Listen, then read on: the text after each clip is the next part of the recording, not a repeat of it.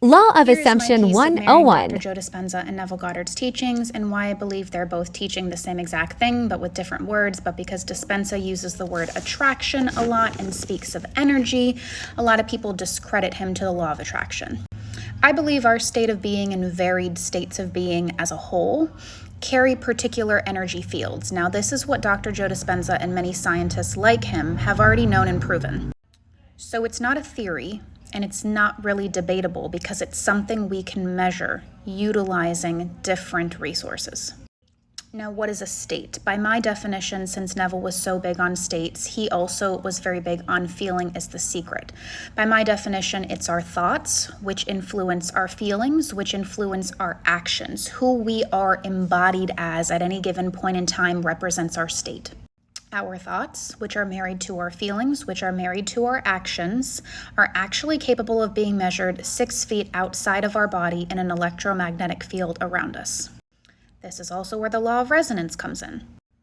Everything around us is energy, whether we like it or whether we don't. Science is not going to bend for our preferences. So to further explain energy, let's take an example of 2 stark opposites, a depressed person and a happy person. You can't mean to tell me when you put 2 of those people side by side and experience both of their energies, how they speak, walk, talk, act, dress, show up as in their life, that they give off the same energy. The person who is depressed naturally thinks different thoughts. They definitely identify with those thoughts very heavily. That affects their feelings. That affects how they walk, talk, act, show up as, what they expect, what they believe at any given point in time, and that represents their state. And that creates a different electromagnetic field around them than the person who is happy.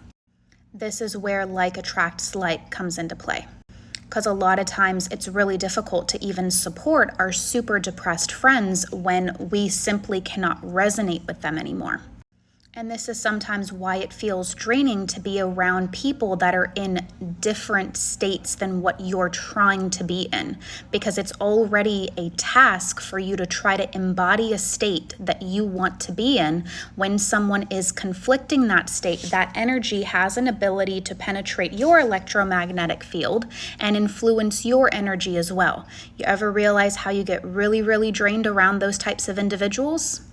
How then it sometimes leads to a spiral. You start to think like them, you start to believe like them, you start to get discouraged.